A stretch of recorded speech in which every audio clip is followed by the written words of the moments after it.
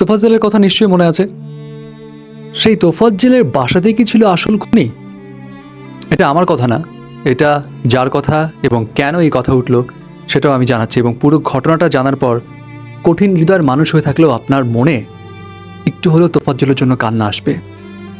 তোফাজ্জলের পরিণতি কি নির্মম হয়েছিল সেটা আমরা সবাই জানি। এবং তোফাজ্জলকে যারা মেরেছে তারা তো সামান্য ভাতের ক্ষুধার জ্বালায় বেচারাকে নিজের জীবনটাই দিতে হলো। বাট সম্প্রতি সোশ্যাল মিডিয়াতে একটা পোস্ট খুব ভাইরাল হচ্ছে চারিদিকে, যেখানে বলা হচ্ছে তোফাজ্জলের মামাতো বোন তানিয়া এই পোস্টটি করেছেন এবং গণমাধ্যমে এটা নিয়ে টুকটাক নিউজও হয়েছে। সেই পোস্টে তোফাজ্জলকে নিয়ে এমন কিছু ঘটনার বর্ণনা করা আছে যেটা আসলে অনেক হৃদয় বিদারক। সেখানে বলা হয় তোফাজ্জলের সেই মামাতো বোনের ভাষ্য অনুযায়ী তোফাজ্জলের বাসাতেই দুজন খুনি ছিল। সেই দুজন খুনি হচ্ছে তোফাজ্জলের ভাবি এবং তার ভাইয়ের শাশুড়ি, অর্থাৎ ভাবির মা। কেন এই কথাগুলো বলা সেটা স্ট্যাটাসটা থেকেই বলছি।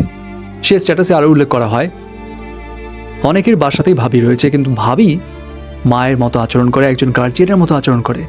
কিন্তু তোফাজ্জলের ভাবি তোফাজ্জলের সঙ্গে যেই অন্যায় আচরণ করেছে যেটা আসলে কল্পনাতেও কেউ ভাবতে পারবে না।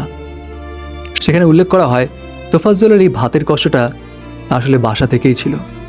তার বাবা মা যখন কেউ ছিল না, যখন সে প্রায় পাগল তখন থেকেই তাকে ভাতের কষ্ট পেতে হয়েছে প্রতিনিয়ত। তোফাজ্জলের ভাবি তোফাজ্জলকে ঠিকমতো ভাত খেতে দিত না। তোফাজ্জল ক্ষুধার জ্বালায় ছটফট করত, কিন্তু ভাত সহজে তার কপালে জুটত না তার নিজ বাসা থেকে। সেখানে এটাও বলা হয় তোফাজ্জলের ভাই যখন মৃত্যুশয্যায় হসপিটালে, তখন তোফাজ্জল তার ভাইয়ের দেখাশোনা করত। সেই সময়টাতেও হসপিটালে তোফাজ্জলের ভাবি যখন খাবার রান্না করে নিয়ে আসতো, ক্ষুধার্ত তোফাজ্জল ফ্যালফ্যাল করে তাকিয়ে থাকতো খাবারের দিকে, কিন্তু ভাত তার কপালে জুটত না। কি আর করার, ক্ষুধার জ্বালা তো আর সহজে পূরণ করা যায় না। সেই ক্ষুধার জ্বালা থেকে তোফাজ্জল চুপি চুপি সেই ভাত থেকে কিছু ভাত খেত এবং ইশারাতে তার মামাতো বোনকে বলতো যাতে এই কথাগুলো কাউকে না বলে। ইনফ্যাক্ট তোফাজ্জলের ভাইকে দেখার জন্য অনেকেই হসপিটালে ফলমূল নিয়ে আসতো। ফলমূলগুলো পচেও যেত, বাট সেই দুর্ভাগা তোফাজ্জলের কপালে সেই ফল জুটত না। টুকিয়ে টুকিয়ে হয়তো তোফাজ্জল চোখের ফাঁকি দিয়ে এক আধটা মুখে দিত, ব্যাস এতটুকুই। বাট স্বেচ্ছায় তার ভাবি কখনো তোফাজ্জলকে এই ফল কিংবা ভাত খেতে দিত না। তোফাজ্জল যখন বাবা মাকে হারিয়ে মানসিক ভারসাম্য হারিয়ে ফেলে প্রায়, সেই সময় তোফাজ্জলের ভাই তার চিকিৎসা করাতো। তখনও তার ভাবির মা তোফাজ্জলের ভাইয়ের সঙ্গে অনেক ঝগড়াঝাটি করত, কেন তোফাজ্জলের পিছে টাকা নষ্ট করছে। এবং তার ভাবির এই অনাচার তোফাজ্জলের প্রতি কেন ছিল, সেই পোস্টে উল্লেখ করা হয় তোফাজ্জলের ভাইয়ের সম্পত্তি প্রায় ভালোই ছিল, কোটি টাকার মতো।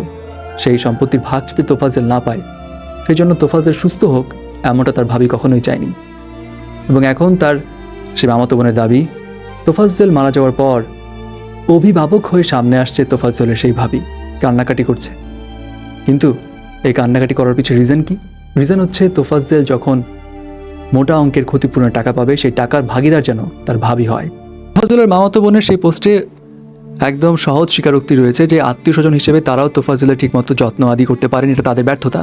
কিন্তু তারা তোফাজ্জলের ক্ষতিপূরণের টাকার ভাগ বসাতে চায় না, বরং তারা চায় তোফাজ্জল যদি আসলেই ক্ষতিপূরণের কোনো টাকা পায় সেটা যাতে মসজিদে দান করা হয়, মিলাদ দেওয়া হয়, এতিমদের খাওয়ানো হয়, যাতে তোফাজ্জলের আত্মা শান্তি পায়। আর এই ভাতের ক্ষুধা, এই ভাতের ক্ষুধার জন্য পরিবার থেকে শুরু করে ঢাকা ইউনিভার্সিটি হল পর্যন্ত গেল, বাট আলটিমেটলি সেই ক্ষুধা তার জীবনটা কেড়ে নিল। ভাত খেলো ঠিকই, বাট ভোর দেখা আর হলো না তার। তোফাজ্জলের এই ঘটনা নিয়ে আমার শুরু থেকে একটা বিষয় মাথায় ঘুরপাক খাচ্ছিল। এই যে ছন্ন ছাড়া একটা ছেলে, মেধাবী তো অবশ্যই, পড়াশোনা করেছে, তাহলে এই ছেলের এই দশা কেন? সে দাঁড়ে দাঁড়ে ঘুরে বেড়ায় কেন? তো এই প্রশ্ন হয়তোবা আপনাদের মনেও জেগেছে। সো এখানে দোষটা আসলে কার? পরিবারের না? পরিবার কেন তার যত্ন আদি করেনি? অভিভাবক হিসেবে কেন তার আত্মীয় স্বজনরা তার দায়িত্ব নেয়নি? আপনি খেয়াল করে দেখবেন আমাদের দেশে শত শত তোফাজ্জলের মতো মানুষ আছে যারা ছন্ন ছাড়া হয়ে একদম রাস্তাঘাটে ঘুরে বেড়াচ্ছে। এদের কি পরিবার পরিজন নেই?